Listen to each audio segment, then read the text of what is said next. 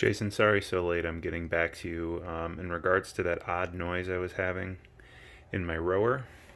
First, I'd like to just say thank you for sending those two. I guess they're the pulleys, the idler arm pulley and the traveler pulley. These are the old ones. So as you can see, I did replace both the idler arm pulley and the traveler pulley. I haven't put the casing back on yet, but I did give it a pull or two, and it is smooth as anything.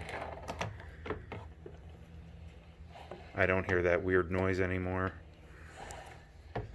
It seems to retract nicely. So I'm very thankful, very happy that you guys were able to solve my problem. So if this surfaces again in the future, this apparently is the fix for it. So thank you very much, and I hope to get many good rows out of this thing now that pretty much everything has been replaced on it. So thank you again, and that's it. I guess you can close that work ticket out.